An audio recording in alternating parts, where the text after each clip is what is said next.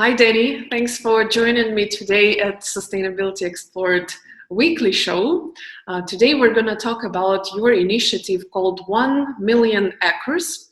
So Danny Blue is my guest today. He's an owner and founder of this amazing initiative, or social enterprise, as you mentioned it in one of our emails, with a mission of protecting 1 million acres of endangered rainforest while also empowering indigenous people. First of all, how far are you in this goal? Out of 1 million acres, where are you now? Well, first off, thanks for having me. I really appreciate it. It's really great to connect with other people who, are inspired and care about topics like this. So thank you so much. And yeah, I definitely have a much better understanding of how big of a number 1 million is now. Because I think we're really just kind of starting out, but we've so far been able to help fund the protection of about 10,000 acres of rainforest, which is pretty amazing. I mean, when you think about just the perspective of it, but long way to go. 1 million acres is really almost kind of just a first milestone anyway. The goal is to really build this movement out and to really champion a sustainable way to have rainforest conservation happening on a regular basis for quite some time. So, where did you start your sustainability journey? You're based in California now. What was your, I don't know, light? What was your event that triggered you? That's a good question. I'm not sure if I had a particular aha moment as far as starting me off in my sustainability journey in particular. I mean, like you said, I am in California, so there's all kinds of things always happening around here with the green movement, and even seeing the state initiating policies around getting rid of plastic bags, and then different forms of electric transportation starting to pop up here and there.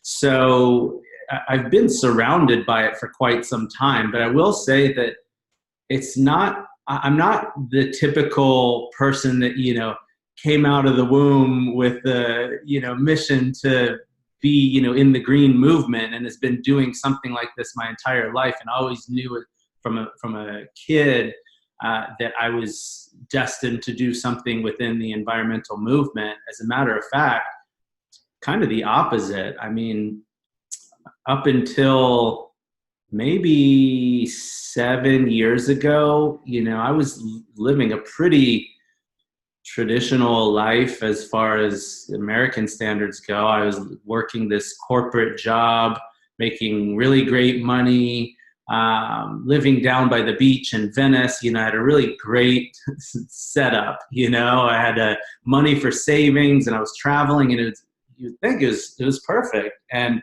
I really wasn't fulfilled.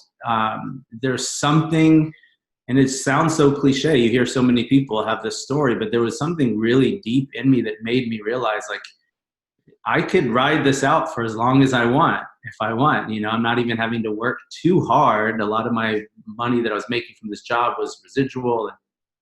There was something just that wasn't fulfilling about it. So that was probably, if there was a catalyst for me going out seeking something else, whatever that was probably the spark that had me kind of leaving on this journey.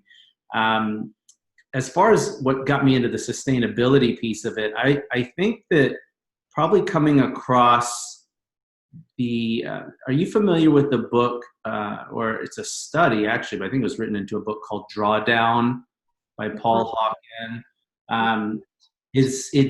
It's been called the most comprehensive study on climate change and the various different ways that we have opportunities to help combat it. So it talks about all of the different things that we as humans are participating in that are contributing to a degrading planet, climate, utilizing resources faster than we can replenish them. And I think when I came across that study and that book, that was what really first got me interested in sustainability. I was blown away to learn about certain things like food waste, and how food waste is one of the leading contributors to climate change, and not even just the amount of food that we scrape off of our plate into the trash, but how much energy it actually takes to, raise food from the ground and send it there and send it there and send it here and process and then get to our plate. And, so that was, I think, maybe one of the first things I learned about that really got me interested in wanting to know more about other things that may contribute to this. I was already very passionate about outdoors and nature, and contributing as a personal donor to organizations that help protect the rainforest, because I love animals. A large number of endangered animals actually call the rainforest home. So I was constantly connected in that way. But then seeing how deforestation in the rainforest was also listed in that in the list of Drawdown as one of the leading causes of climate change, that was probably what started me on the journey of wanting to see what else is there, as far as like how else could I help over and beyond just my own personal contributions. Mm-hmm. Right, and why rainforest in particular? You could have started with anything locally based, let's say food waste, right? Right where you live. Why rainforest? So far away. So far away, yeah. I don't know. There was something that was calling me deeper than what would be perceived as just like a conscious awareness. I felt this calling. Again, I was always there was like a romantic ideal of the rainforest, and, all the documentaries I'd watch, I'd always be very drawn to the rainforest episodes and just the abundance of life, and, these ecosystems, and just the sheer amount of biodiversity that exists in these ecosystems. And to just watch, it was really the nature documentaries and shows that really pulled me in, and to see these like other planets almost thriving in this way, where it's literally life, that is just expressing itself in all forms. And so I just was always very drawn to it. I don't know if I realized at that point that I felt like I was directly connected to it, because the rainforests have a little bit of an out of sight, out of mind nature to them. People are so far away. People don't think, oh, well, it's affecting me. But it was, again, through my pursuit of learning more about that, through these different studies, through these documentaries, and realizing how connected we all really are, and how actually dependent we are on these ecosystems that may not be in our backyard, but are just as important, if not more so, to our survival. So true. I've been to Brazil in December last year for whole months. Yes, and the first episode I released this year was about Amazon rainforest, where I spent 3 days, only 3 days, but it completely blew my mind. I know I saw what you were talking about and what we are going to talk about. December was just the start of the rainy season, and our local guides told us that if you come in June, July, the water level will rise so much that you will see all this biodiversity, the sloths, the jaguars, everyone sitting just on the tops of the crowns of the trees. But it's also the time where there are most mosquitoes. We've been lucky, not prepared for malaria or anything. Anyway, so it was a mind-blowing experience when I realized, people live everywhere. Why would you live so far away from the closest, biggest city? Whatever can happen to you. You need a dentist. I don't know. You broke a leg. Why are you so far away? Why don't you live somewhere where it's more convenient? At the same time, I think I understood why. There is this natural, probably a little bit romantic component to it, where you get hooked. Yeah. So where did you start with the rainforest? When was your first trip? I think the first time the first rainforest I went to was actually Costa Rica a long time ago. This was before, I think, any like direct connection I had to the project itself. Um, but the first time I went down to the Amazon was in Peru, um, somewhat more for just like a recreational kind of trip, but I was also already starting the process of wanting to learn more about, some opportunities that in ways that in which I could help with this project that had already started to happen. So that was the first trip. It was really, though, it was my trip to Ecuador when I went down to Ecuador, and I had an opportunity to go stay in a couple of the villages of some of the indigenous communities. That was the spark. Like, that was really the catalyst for creating this opportunity, creating this initiative with OMA 1 Million Acres to create a project that could help, because it was at that point where I learned that the lack of economic opportunities for these indigenous communities is actually one of the biggest things that's driving deforestation. You wouldn't think like that directly would be responsible, but the fact that there's just not a lot of economic opportunities leads a lot of these indigenous communities oftentimes to have to find other ways to support themselves. And you wouldn't think of indigenous communities as people that would participate in logging or even working with the oil companies, but unfortunately a lot of times that's what happens. You just reminded me, our point of departure to the depths of the Amazon was the city of Manaus.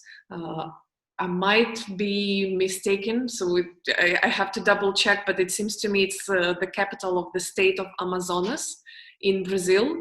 And what drew my attention was that in the city of Manaus, which is very industrial, you see kind of like headquarters of Siemens, Huawei, Philips, some big names. And we asked our guide, why is it the case? Why not Sao Paulo? Why not Rio de Janeiro?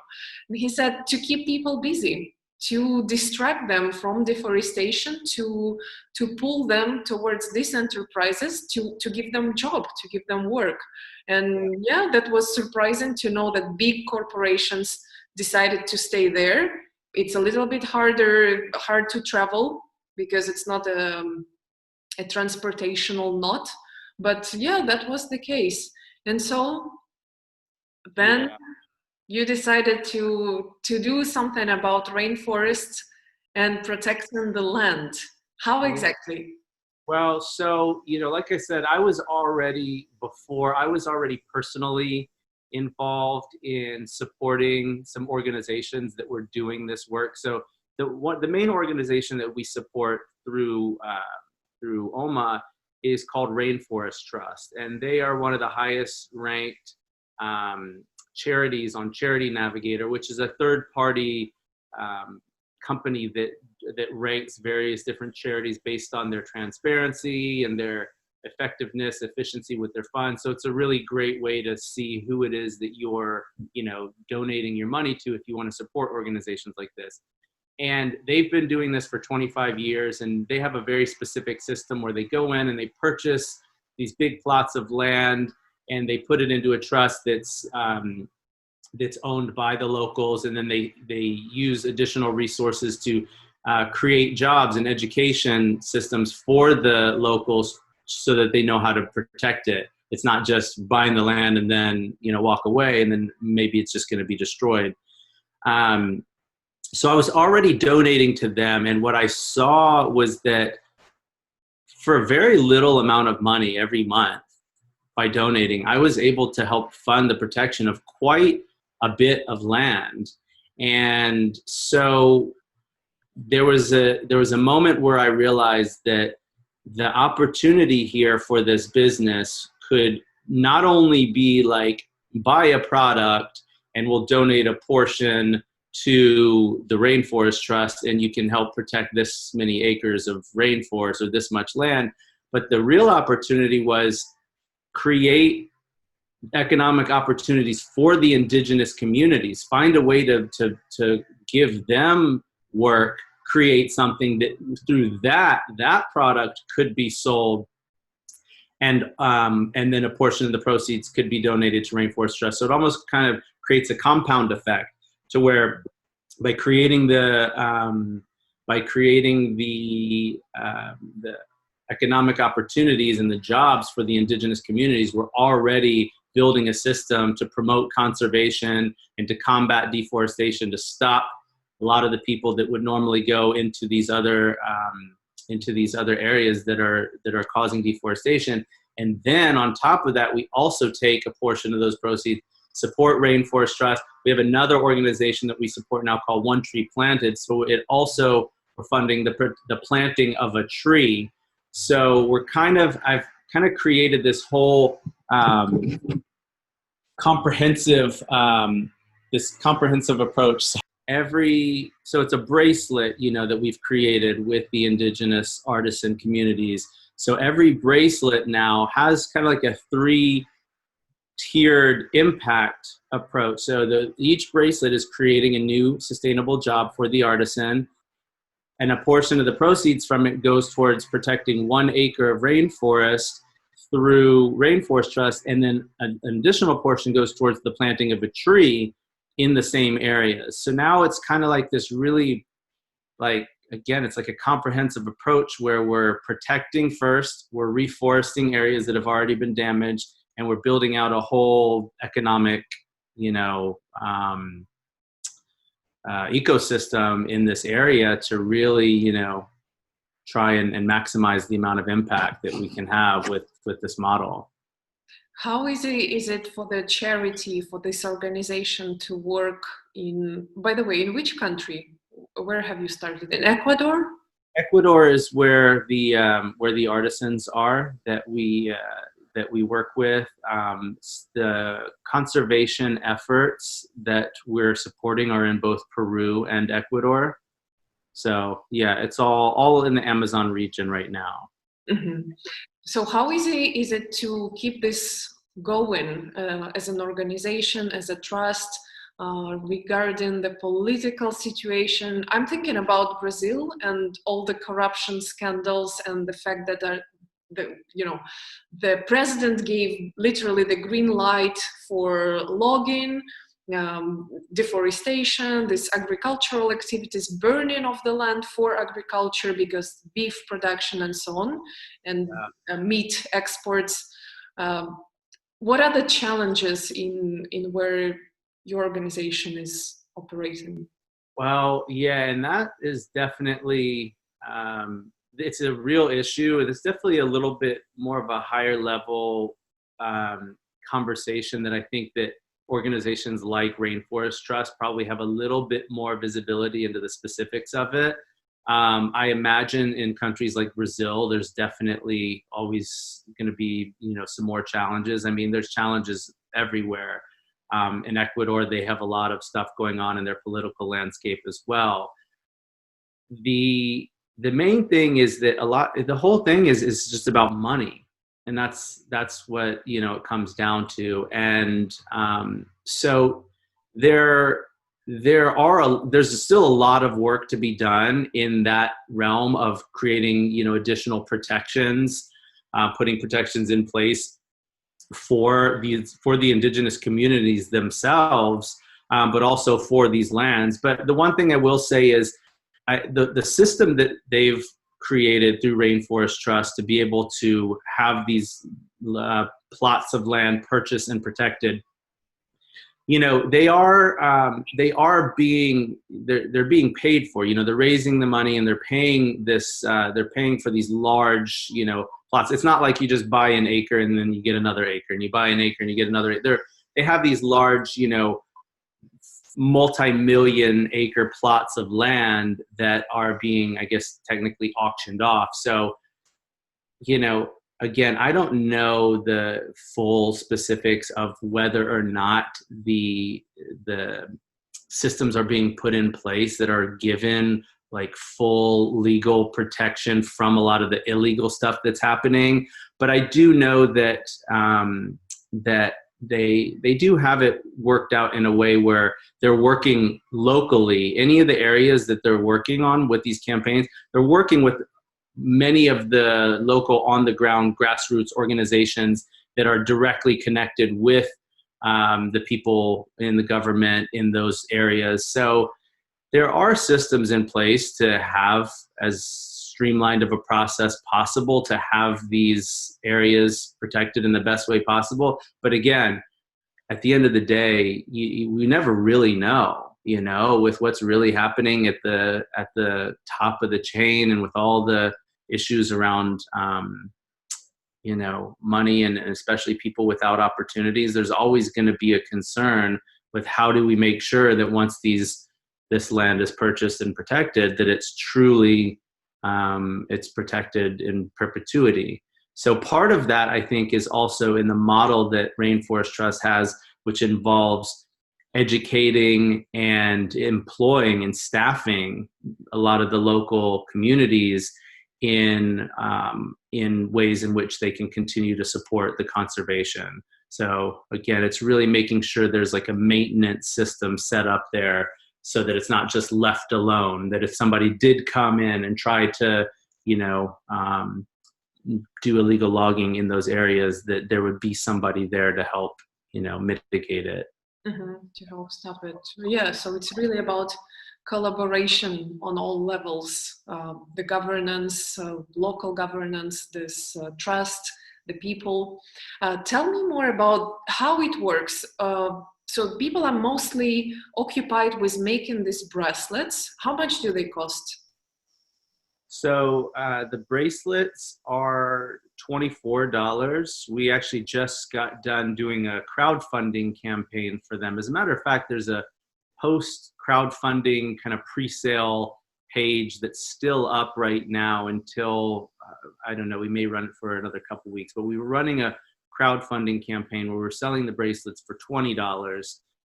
So they're still available for that. Once the dust settles from the crowdfunding campaign, this is really more to raise all of the initial funds for this. And then once we move it over into our online store, retail store, our normal retail cost will be $24. So yeah. So these bracelets are made on spot in Ecuador or Peru, and then someone is shipping them across the globe? Yeah, so the bracelets are handmade, and the thing about the bracelet is I wanted to make sure that it wasn't just another thing. There's a lot of companies, anywhere you look online now, everybody's got some kind of social give back model, and it's become so ingrained into our culture that there's a lot of people that use greenwashing in a way to just say, well, we're just going to either say we're going to give to this cause or give to this cause, but the thing that we're doing in itself is a little detrimental. So you'll see that in a lot of times where there's companies that are doing, just like some maybe made in China plastic, junk that is ultimately just going to end up in a landfill. And so you have to really kind of consider with projects like this, well, is this taking the entire life cycle of the business into consideration? So that was a big thing that it was really on my mind when I was creating this, which is why the bracelet that we've created with the indigenous communities is made entirely of organic materials that are sustainably sourced from the Amazon. So the bracelet itself is actually biodegradable. It's only made from two materials. One is called tagua, which is a nut that grows on the palm trees in Ecuador, and the other is called chambira, which is it's a leaf that just comes off of the palm trees, and they'll take these little fibers off of it and kind of roll them in their hands, and it's completely natural. They'll dye all kinds of different colors. So it's amazing. Like both the tagua and the chambira can be made into literally any color under the sun. all from natural vegetable dyes. So the entire bracelet is completely organic. It's biodegradable. And so the artisans will make, everything by hand there, then have everything shipped to me here in the States. And then I'm kind of shipping everything out from here. I'm still somewhat in the beginning stages of learning, the challenges of international, because we actually have a lot of support from our crowdfunding campaign. A big majority of the people that have come in to support the campaign have been from overseas. I mean, we've had France, UK, Ukraine, Netherlands, Australia. I mean, there's people from all over the world that are really supporting this, which is really amazing to me. But it's also making me realize, I'm going to have to get a pretty good grip on understanding what the shipping, restraints or whatever might be. And I guess I'll find out soon enough, because there's always, the issue of additional customs and VAT taxes and stuff like that. But in the meantime, I'm just moving everything forward and excited that it's really kind of become a global movement, a global initiative somewhat overnight over the past month, which is really exciting. Wow. I guess part of the issue when people are donating is transparency. People want to be sure that their money is used to a proper cause. Have you had anyone, asking you about, can you show me the pictures? Can you walk me through what you're doing? Oh, yeah. As a matter of fact, I was literally just responding to somebody recently who all of a sudden, out of the blue, everybody was because I'm very transparent. And throughout the crowdfunding campaign, I'm sharing updates and news and making sure people see that we are directly connected with the organizations that we're contributing to as vetted, verified corporate sponsors, corporate partners on their website as well. But even so, sometimes people, and rightfully so, I understand there's a lot of people that get burned online from people that don't have integrity. And integrity is the number one core value I have for this project. And I would, do things the way that has integrity over the easy way any day. But yeah, recently I had somebody who all of a sudden started putting comments and started sending messages, sent about 10 messages in the matter of, a couple hours, all of a sudden saying that this is a scam, that we're based in Canada, and that I don't remember the specific nature of it. It was very out of the blue, but it was all completely false. None of the information that was being said was that. So it makes me realize that it's one of the most important pieces, and there's always going to be people that are concerned because there are scams like that are happening. So the best thing that I've been able to do up until this point is just to be in communication, and I'm constantly trying to provide updates with people, on where everything's at with the project, making sure that we have making sure that, again, people can go directly to the organization's page to see us listed there. My goal as I continue to grow this is, to ideally grow it into a certified B Corp, which will allow us to have more channels of transparency into the supply chain. One of the other things that I've taken the extra step for is had the whole project vetted through an organization called the World Fair Trade Organization. It's one of the largest organizations that does this similar type of they don't really, it's not really a certified thing, but they make sure to vet out projects like this for their integrity with using fair trade practices. So I've taken as many of the steps that I can to really ensure that people know that there is integrity at the heart of this project. But I also realized that I'm like, okay, I'm committing to this. Like, I get to understand that I am committing to the fact that there are going to be people that no matter what I do, no matter how good I do it, will come out of nowhere and tell me that it's a scam. And I had to like really reconcile that, because I was like, do I want to do this? Like, am I ready? Am I prepared to, like, I really am passionate about this. I really want this project to work, but am I prepared for, the toll on, my own just personal mental side of things? Because it's just part of the process. And I think that's the case with anything. No matter what you're involved in, no matter what you do, there's always going to be people that just simply don't believe. I think that a project like this is going to take on even more of that. But I'm just continuing. I've been putting myself out there for almost a year now, and there are always people who say, no, you're lying. No, it's not true what you say. In December, we had a very nice talk with Laura Tannenbaum, a former, probably you know her, former science communicator from NASA. She's, okay, by the way, might be your neighbor somewhere in California. I think she's from Pasadena, or based in Pasadena right now. And she expressed one interesting thought. She says, how much time does it take a scientist to set up an experiment, to collect all the data, to run it through the stats, to come up with the study, to write it down, to correct, to edit, to peer review, before something is released into the world?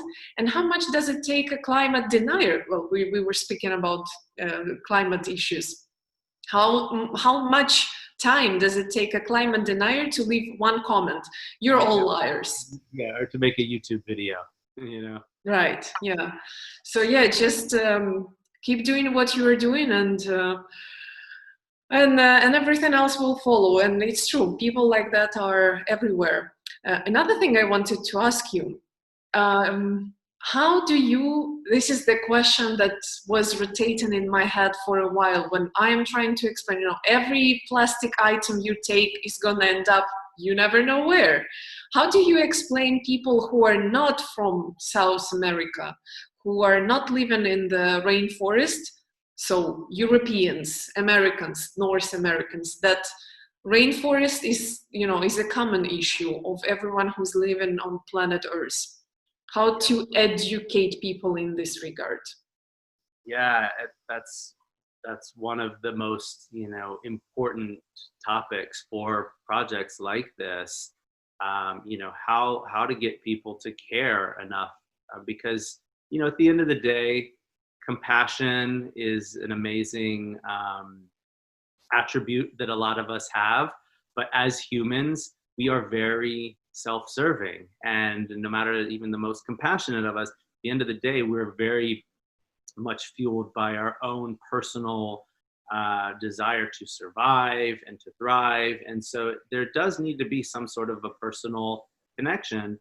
And I think that, people really just need to understand which is what really is the opportunity that's being given to each and every one of us right now, with coronavirus. I mean, you and I are sitting here speaking across the world, and we're literally experiencing the same exact thing. Granted, we have different, elements to it within our own regions, but like, we're all going through this global,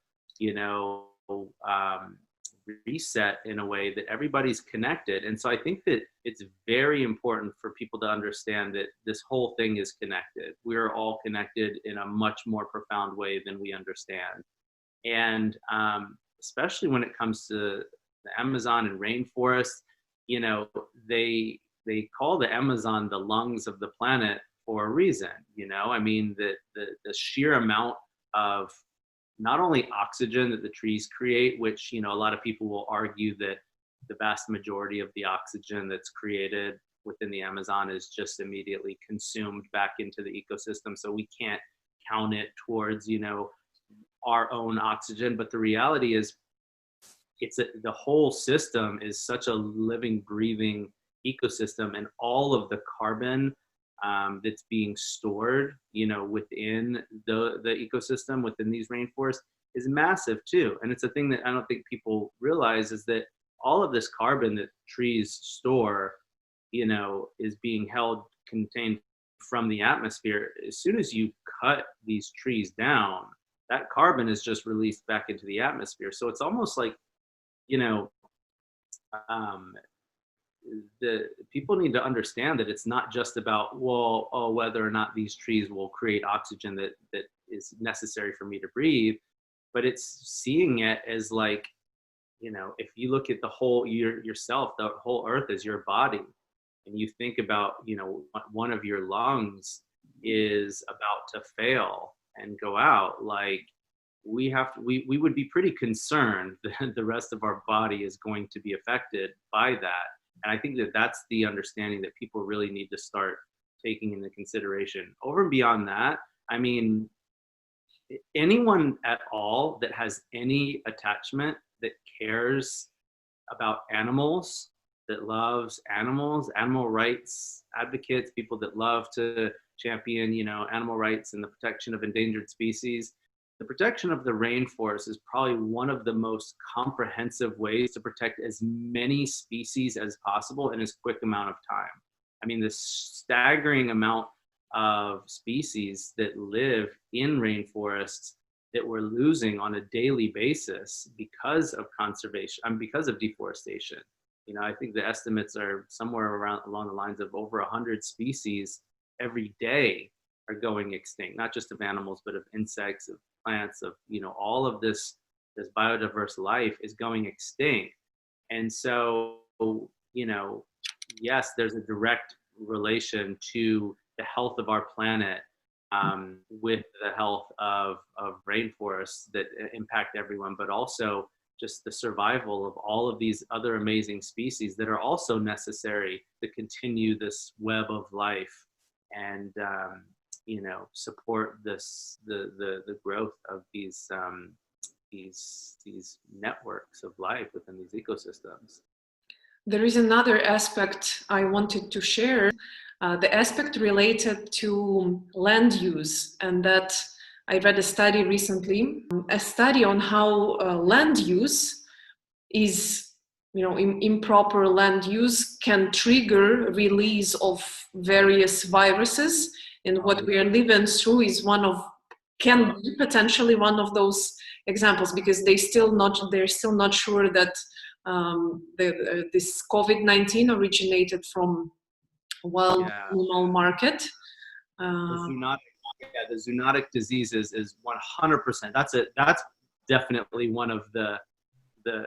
I'm glad you brought that up. I mean, that's probably one of the most valid and relevant topics that people should be aware of nowadays. It's huge. As we continue to encroach on these ecosystems and push further and further into these wild animals territories, we are opening ourselves up more and more to be exposed to these zoonotic diseases, and it will just continue. These pandemics, these unknown viruses will continue to be an issue as long as we continue to keep pushing into these ecosystems and disrupting the wildlife's habitat, for sure. And I'm glad you brought that up. I didn't even think about that, but that's probably one of the most important and directly relatable issues that is happening right now. Yes, totally. Meanwhile, were there people who, for example, said, here I am, I want to donate, but don't send me anything. Like, I don't want anything. I just believe you, trust in you, and there are donation. And again, because integrity is such an important piece of integrity is just such an important piece of who I am as a person and how I operate. I send those people, if anybody just wants to donate to the cause itself, I usually direct people to the organization, to Rainforest Trust. And I'll usually say, you can donate directly to the organizations themselves to help protect as much land as possible. Because our project is not only, in support of the conservation and reforestation efforts, but it's also in creating these job opportunities for our indigenous partners.